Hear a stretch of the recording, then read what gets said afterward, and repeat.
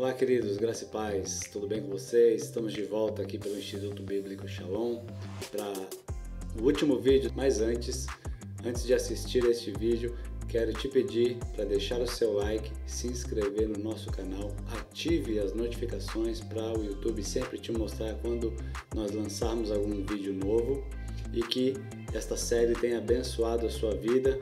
Se ela abençoou você, se ela edificou a sua fé, quero te pedir que compartilhe com seus amigos, com seus parentes, para que o nosso canal alcance e abençoe muito mais pessoas. Seja abençoado então por este último vídeo desta noite, em nome de Jesus. E antes, um recadinho para você, não deixe de assistir até o final, porque eu tenho um recado muito importante para você.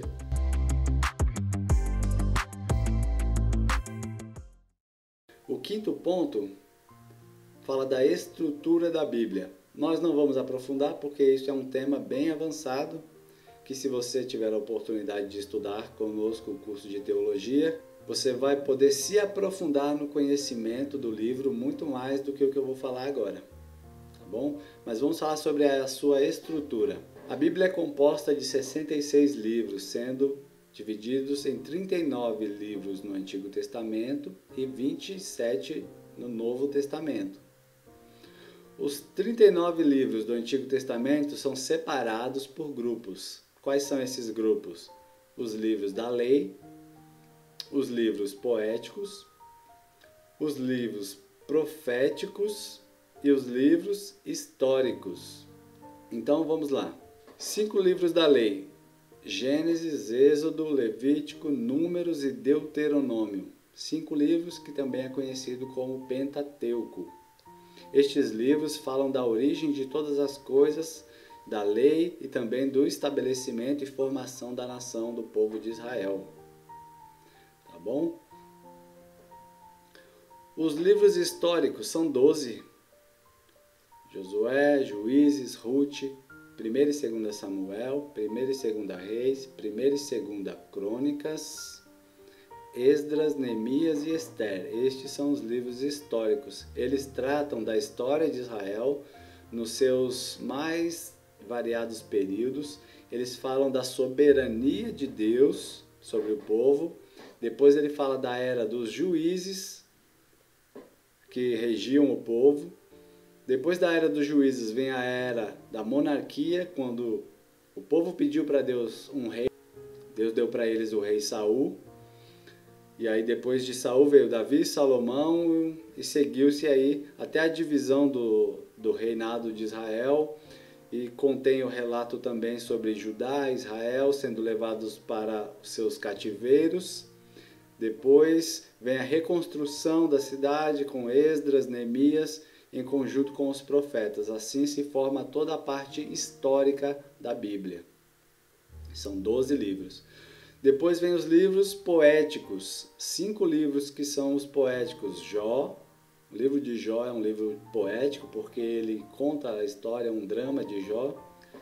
Os livros de Salmos, Provérbios, Eclesiastes e Cantares também são os livros poéticos. Uma ressalva, o livro de Provérbios e o livro de Eclesiastes também são os livros de sabedoria. Estes poéticos, esses 5, são chamados assim pelo gênero do conteúdo que eles têm, mas também são chamados os livros devocionais. Por exemplo, o livro de Salmos é muito usado para orações. O livro de Provérbios é muito usado para devocional diário e assim por diante. 17 livros proféticos, os livros que foram escritos pelos profetas, que são divididos entre profetas maiores e profetas menores. Por que são divididos? Os profetas maiores são os mais importantes, mais inteligentes?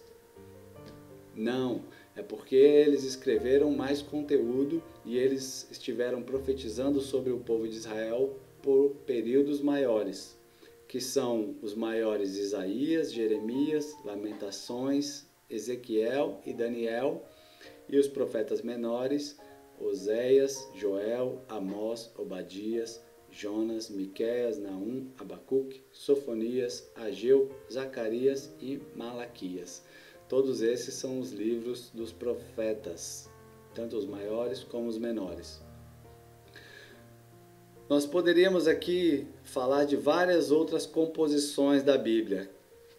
Esta composição que eu passei para você é a composição da Bíblia evangélica protestante, mas a Bíblia católica é composta de uma forma diferente, a Bíblia judaica é de uma forma diferente e por aí vai, tá bom? Nós não vamos entrar nesse detalhe nesta aula. Num sentido religioso, existem livros que foram também encontrados, assim como os que estão aqui na Bíblia, mas não foram incluídos porque foram considerados que não eram inspirados por Deus, apesar de falar sobre as coisas tanto de Deus como da história do povo, eles não foram considerados livros inspirados por Deus.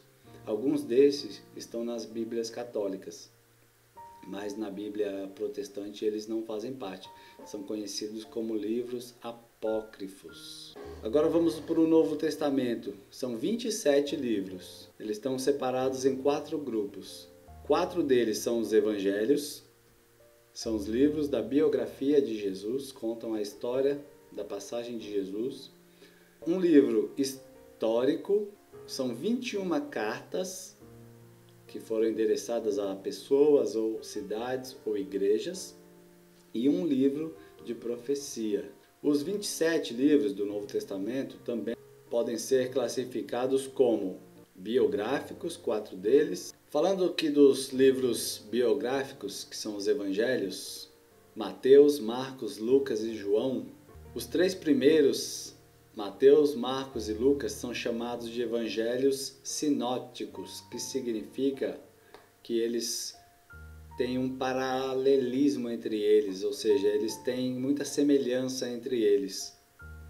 Um complementa o outro em algumas coisas, mas todos eles são muito parecidos. O quarto, que é o de João, o Evangelho do apóstolo João, é chamado de Evangelho da Revelação. Também contém a história de Jesus, porém ele contém fatos, alguns milagres que os outros não contêm.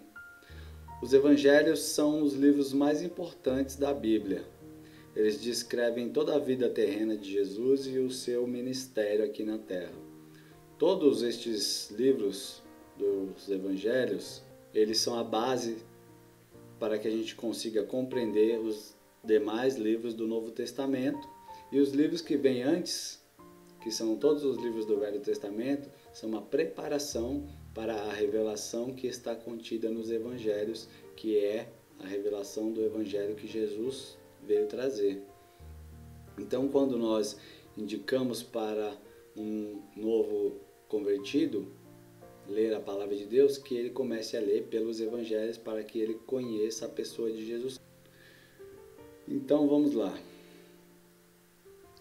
Vamos falar um pouquinho sobre os evangelhos, bem rapidamente. O livro de Mateus, o Evangelho de Mateus, é considerado o evangelho da igreja. Por quê? Ele foi escrito para instruir o novo povo de Deus acerca de Jesus Cristo. Quem era esse novo povo de Deus da época? Os judeus, que falavam o idioma grego. Ele apresenta uma estrutura basicamente didática. Este evangelho ele é admiravelmente adaptado a uma igreja intimamente ligada ao judaísmo, ou seja, este evangelho de Mateus ele foi escrito de uma forma para que aquele povo judeu da época aceitasse e recebesse a revelação que Jesus trouxe de uma forma mais fácil. Ele é também o evangelho que traz a mensagem messiânica. Então ele fala muito do Messias, porque é o que os judeus esperavam da época e alguns ainda esperam até hoje, aqueles que não creram em Jesus. Aceita-se que tenha sido escrito o Evangelho de Mateus por volta do ano 70 depois de Cristo, ou seja, não foi enquanto as coisas aconteciam que eles estavam escrevendo ali. E no ano 70 é que foi escrito então o Evangelho de Mateus, pelo próprio apóstolo Mateus, nas terras da Síria, e provavelmente isso fica lá em Antioquia, na cidade de Antioquia. Ele enfatiza o reino de Deus, o reino dos céus e a biografia de Jesus. O Evangelho de Mateus tem uma característica, cada um deles tem a sua. Este Evangelho de Mateus, ele sempre mostra a Jesus como um rei, porque A profecia que tinha para o Messias é que ele viria para reinar. O próximo é o Evangelho de Marcos. Este é o mais antigo de todos. Ele possui apenas 5 passagens que não se encontram nos outros 2 evangelhos sinóticos, ou seja, Mateus e Lucas. Marcos foi relegado a um segundo plano durante um longo tempo, ou seja, ele demorou para ser aceito. Hoje nós sabemos da sua importância na preparação para Mateus e para Lucas. Ele é conciso, é claro, direto, e este estilo agradaria a mentalidade romana. Ele atravessa as abstrações e fantasias literárias. Foi escrito por João Marcos, que era um discípulo do apóstolo Paulo e também do apóstolo Pedro. Ele esteve um tempo com o apóstolo Paulo, mas principalmente com o apóstolo Pedro. É o evangelho da ação e da vivacidade para a origem do documento. Aceita-se a data de escrita dele entre os anos 50 a 65 depois de Cristo, tendo como lugar Roma, e ele enfatiza a Jesus, o Filho de Deus, e a sua obra. O Evangelho de Marcos, ele apresenta Jesus como servo. Ele sempre vai mostrar Jesus trabalhando, Jesus com a mão na massa. Então ele fala muito de serviço. Evangelho de Lucas, o terceiro dos evangelhos sinóticos. Ele é predominantemente histórico. Normalmente, os trechos comuns aos outros 2 evangelhos estão melhor colocados em Lucas. Lucas era um médico, então ele era bem mais capacitado para relatar os fatos. Diz que ele levantou durante algum tempo tudo o que aconteceu para que depois ele escrevesse. Ele demonstra uma grande aptidão literária, uma riqueza no seu vocabulário. Ele dominava o idioma grego, e o autor aqui, o Lucas, que ele não revela, o seu nome, fornece uma introdução literária que declara os seus objetivos ao escrevê-lo. Os métodos que ele empregou e as afinidades com os seus contemporâneos que tinham entendido e empreendido a mesma tarefa, o conhecimento de Lucas abrangia todos os fatos de maior relevância. Ele contém particularidades que não aparecem nos outros evangelhos.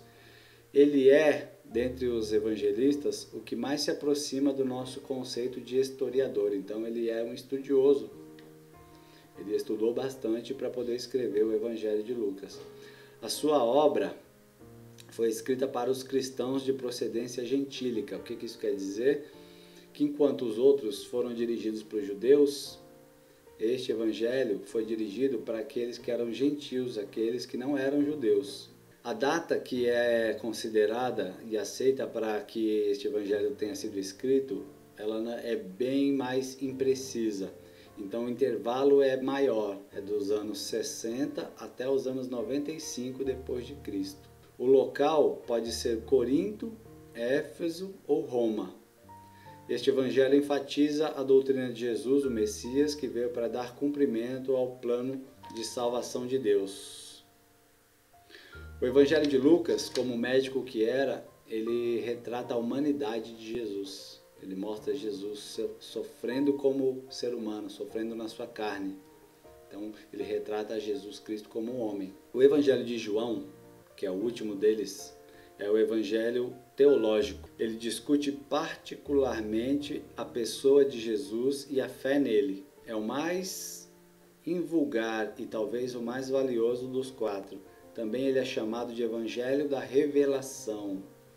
Foi escrito após os outros evangelhos e não contém parábolas e apresenta apenas 7 milagres, 5 dos quais só aparecem nele mesmo. João escreveu já quando estava velho, em Éfeso, provavelmente no final do 1º século, apresentando-se como testemunha viva da revelação de Deus no evangelho que leva o seu nome. Ele mesmo escrevia sobre ele o discípulo que Jesus amava, porque na época ele era talvez o mais jovem ali que estava com Jesus, dos 12. Então ele descreve a si mesmo como o discípulo que Jesus amava. João mostra a cada passo um Jesus como não encontramos nos outros evangelhos. É como se ele nos mostrasse a alma do Mestre. Ele enfatiza a pessoa de Jesus e a sua figura como Deus. O Evangelho de João mostra a divindade de Cristo, a divindade do Senhor Jesus. Esses são os 4 evangelhos. São os primeiros livros ali do Novo Testamento. Tá bom? Depois deles, começa a história da igreja, que é o livro de Atos. O livro de Atos já começa a contar a história da igreja. Este livro registra a história da igreja primitiva, a forma deles de viver, como iniciou a pregação do evangelho. Ele também é apontado como uma continuação do evangelho de Lucas. Lucas quem escreveu o livro de Atos. Então, é como se ele tivesse continuado o relato que ele já tinha feito lá no Evangelho de Lucas. Ele apresenta acontecimentos significativos, por exemplo, a descida do Espírito Santo, a pregação de Pedro, onde se converteram mais de 3.000 pessoas, a morte de Estevão, a conversão do apóstolo Paulo, a unidade e a perseguição da igreja, entre outras coisas. De todos os livros da Bíblia, Atos dos Apóstolos é o único que continua sendo escrito até hoje pelos santos de Deus que somos nós. Ou seja, este é o único livro da Bíblia que não teve final ainda. Ele continua sendo escrito por mim, continua sendo escrito por você. Este livro foi escrito por volta dos anos 80 depois de Cristo. Depois desse começam as cartas, as 21 cartas. Elas vão de Romanos até Judas. As cartas contêm a doutrina da igreja.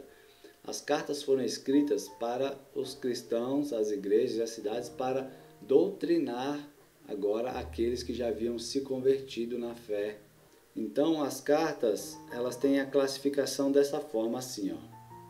9 delas são dirigidas para as igrejas, que são Romanos, 1ª e 2ª Coríntios, Gálatas, Efésios, Filipenses, Colossenses, 1ª e 2ª Tessalonicenses. Outras 4 são dirigidas para pessoas, Timóteo, a 2ª de Timóteo, Tito e Filemon. Essas cartas foram escritas especificamente para essas pessoas. Uma delas é dirigida a todos os hebreus, que é a carta aos hebreus cristãos, tá bom? As outras 7 são dirigidas a todos os cristãos. Tiago, 1ª, 2ª Pedro, 1ª, 2ª e 3ª João e Judas. Estas cartas também são chamadas de cartas universais ou gerais, apesar de 2 delas terem sido dirigidas às pessoas. São a 2ª e a 3ª de João. O apóstolo Paulo se destaca como o mais famoso escritor do Novo Testamento, sendo autor de 13 epístolas, restando apenas 8 para os demais autores. Este fato é digno da maior relevância, principalmente quando consideramos que Paulo não fazia parte daqueles que acompanharam pessoalmente o ministério de Jesus. Como ele próprio afirma, o seu ministério foi dado diretamente pelo Espírito Santo. Isso está lá em Gálatas, no capítulo 1, verso 11 e 12. O apóstolo Paulo é o maior escritor do Novo Testamento. As suas cartas e o seu ministério abrangeu muito mais do que os outros apóstolos. Ele percorreu muito mais cidades, a área que ele levou a palavra de Deus para os gentios foi muito maior do que os outros apóstolos. E restou um livro que é o profético, que é o livro do Apocalipse, a revelação do Apocalipse. É o livro também que é chamado o livro da revelação, foi escrito pelo apóstolo João, lá na ilha de Patmos. Agora, no 6º ponto, vamos falar sobre o tema central da Bíblia. O último ponto aqui, Jesus é o tema central da Bíblia. No Antigo Testamento, tudo apontava para a manifestação de Jesus. E no Novo Testamento, tudo conta sobre a sua maravilhosa obra. Ou seja, o Novo Testamento falava sobre um Salvador, falava sobre o Messias que viria para salvar a nação e o povo de Israel. Tudo no Antigo Testamento aponta para Jesus que viria. Tudo no Novo Testamento fala sobre um Jesus que já veio. Então a Bíblia toda, ela fala sobre Cristo, ela fala sobre Jesus. Em cada página, em cada livro, em cada mensagem, existe algo ali que está apontando para Jesus Cristo. Em todos os livros da Bíblia fala sobre alguma característica, alguma coisa, alguma simbologia sobre a pessoa e a obra de Jesus. Quando nós pensamos livro a livro, sempre encontraremos de Gênesis a Apocalipse uma mensagem sobre o próprio Jesus. Por exemplo, em Gênesis fala que ele é o descendente da mulher que viria para pisar a cabeça da serpente. Já em Apocalipse fala que ele é o alfa e o ômega, o primeiro e o último, o princípio e o fim. Tudo isso está falando sobre Jesus. Nós não vamos aprofundar, mas se você quiser conhecer mais sobre a palavra de Deus, aprender mais a fundo ou mais à frente, você pode se matricular no curso de teologia presencial ou online do Instituto Bíblico Shalom, tá bom? Tomando o Senhor Jesus como centro da Bíblia, podemos resumir o Antigo e o Novo Testamento, ou seja, esses 66 livros, em 5 palavras que definem toda a história. Quais são essas 5 palavras? Preparação. Todo o Antigo Testamento, os 39 livros que nós vimos anteriormente, preparam o ser humano, a humanidade no geral, para a vinda de Jesus. Outra palavra é manifestação. Os evangelhos tratam da sua manifestação aqui na terra. Propagação. O livro de Atos dos Apóstolos trata da propagação do evangelho. Explanação. As cartas, as epístolas, são a explanação, ou seja, a explicação sobre toda a doutrina bíblica do evangelho que Jesus trouxe para nós. E por último, consumação, o Apocalipse, que fala da consumação do fim de todas as coisas, onde vai se fechar toda a profecia, onde tudo aquilo que foi dito, tudo aquilo que foi avisado, anunciado, vai se fechar ali na conclusão do Apocalipse. E nós também vamos concluir essa aula aqui. Quero te agradecer por ter chegado ao final desta aula, dizer que você permaneça firme no propósito de se relacionar com a palavra de Deus, com o livro sagrado. A Bíblia, a palavra de Deus, ela é digna de toda aceitação. Os seus ensinamentos são verdadeiros nas suas regras de doutrina e fé. Quero te dizer que quando você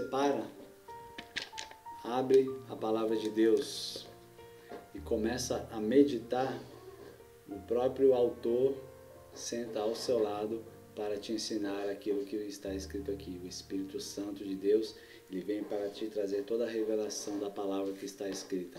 É o único livro que você tem o privilégio de ler com o autor sentado ao seu lado para te ensinar, te explicar e tirar todas as suas dúvidas. Então, que você possa fazer um bom uso desse privilégio que o Senhor Jesus te deu. Não esqueça de pôr em prática a leitura bíblica diária e o seu devocional para que você continue crescendo em graça e em sabedoria na presença de Deus. Fique com Deus, que a paz do Senhor Jesus esteja sobre a sua vida. Amém. Quero encorajar você a estudar e adquirir o verdadeiro conhecimento bíblico. Foi por isso que Jesus disse: e conhecereis a verdade, e a verdade vos libertará. E o que é preciso para conhecer a verdade bíblica? A resposta é muito simples. A única forma é esquadrinhar as Escrituras. Estudar a palavra de Deus é uma tarefa para todo cristão sincero, que quer agradar a Deus e caminhar segundo os seus ensinamentos. Mas se realmente você quer entender, ser capaz de interpretar a Bíblia e até mesmo ensinar para outras pessoas, eu quero te dizer que você precisa fazer um curso teológico. Por isso eu quero te apresentar o curso online Formação em Teologia do Instituto Bíblico Shalom. Nele você vai estudar a teologia de uma forma organizada e sistemática, tema por tema, com uma base e uma didática de fácil compreensão.